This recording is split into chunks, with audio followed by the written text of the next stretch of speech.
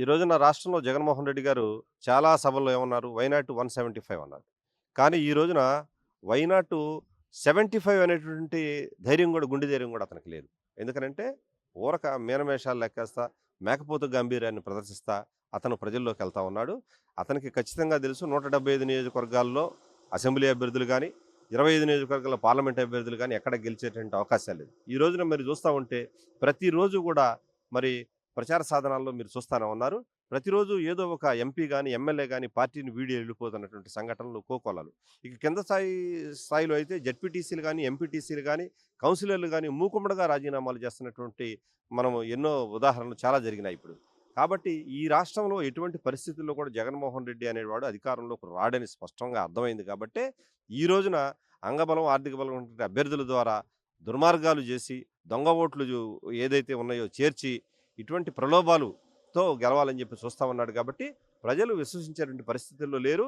ఈ రోజున క్షేత్రస్థాయిలో తెలుగుదేశం పార్టీ గాని, జనసేన పార్టీ గాని చిన్న చిన్న మీటింగులు ఏర్పాటు చేసినా కూడా ప్రజలు స్వచ్ఛందంగా ముందుకొచ్చి వాళ్ళు అత్యంత ఉత్సాహంతో ఆ కార్యక్రమాల్లో పాల్గొని పెద్ద ఎత్తున వారి మద్దతు తెలియజేస్తున్నటువంటి సందర్భాలు మనం చూస్తా ఉన్నాం కాబట్టి, జగన్మోహన్ రెడ్డి గారి పార్టీ తరపున పోటీ చేయాలనేటువంటి అభ్యర్థుల్లో కూడా ఈ రోజున దమ్ము, ధైర్యం ఎవరికీ లేక అందరూ కూడా పక్కచూపులు చూస్తా ఉన్నారు. ఎవరు గూడా జగన్మోహన్ రెడ్డి వాళ్ళడుగుతా ఉన్నారు. "మీరు రండి, మీరు రండి, మీరు రండి పోటీ చేయండి" అని చెప్పానంటే, "మేము రాము, మేము రాము. ఈ దరిద్రం మాకొద్దు. మేము వెళ్ళిపోతాం" అనేటువంటి ఉద్దేశంతో ఈ రోజున వాళ్ళ ప్రజాప్రతినిధులు అందరూ ఉన్నారు. ఎందుకనంటే, జగన్మోహన్ రెడ్డి గారు చేసినటువంటి పాపాలన్నీ గూడా, ఆ పాపాలను ఈ రోజున మేము శిక్ష అనుభవించాల్సిన పరిస్థితి వస్తా ఉంది. పాపం చేయటం నీ వంతు, శిక్ష అనుభవించటం మా వంతా అనేటటువంటి ప్రశ్నించేటువంటి పరిస్థితుల్లో ఈ రోజున 175 నియోజకవర్గాల్లో ప్రజాప్రతినిధులు ఉన్నారని చెప్పి జగన్మోహన్ రెడ్డి గారు గాని, ప్రజలకు కూడా అర్థమైపోతా ఉంది.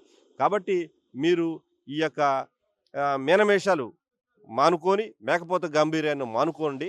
మీకు ప్రజాక్షేత్రంలో ఓటమి తప్పదు. జగన్మోహన్ రెడ్డి గారు దాదాపు 2 సంవత్సరాల నుంచి జగన్మోహన్ రెడ్డి గారి గ్రాఫ్ పడిపోతా వచ్చింది. జగన్మోహన్ రెడ్డి గారు ప్రజల్లో తిరగలేనటువంటి పరిస్థితి వచ్చింది.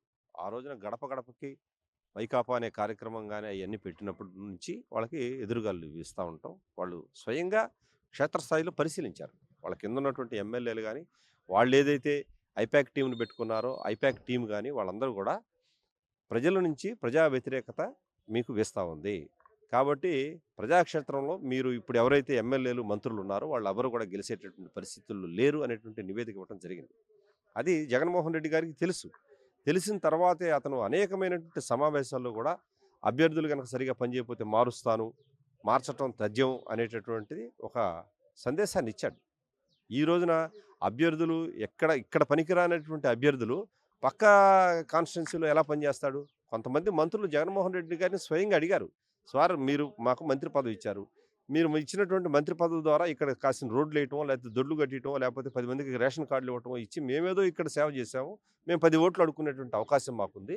మీరు మమ్మల్ని తీసుకెళ్ళి పక్క నియోజకవర్గాల్లో ఏస్తే వాడు చేసినటువంటి చండాలాన్నంతా కూడా మేము కడలేం గదా! వాడేం చేశాడో అక్కడ మాకు తెలీదు. మమ్మల్ని ఇట్లా మార్చటం అన్యాయం" అన్నాడు. అన్న తర్వాత కూడా అతను అహంకారపూర్వకంగా లేదు నా బొమ్మ పెట్టుకోండి మీరు గెలుస్తారు వాళ్ళతో మీకేం పని అనేటువంటి విధానాల్లో మాట్లాడాడు. జగన్మోహన్ రెడ్డి గారికి పూర్తిగా తెలుసు ఈ రాష్ట్రంలో ప్రజా వ్యతిరేకత గాలి వీస్తా ఉంది. తెలుగుదేశం పార్టీకి, జనసేన పార్టీకి అనుకూలమైనటువంటి పవనాలు వీస్తా ఉన్నాయి. కాబట్టి ఎటువంటి పరిస్థితుల్లో ఇక్కడ అభ్యర్థులను మార్చేటటువంటి విషయం కాదు.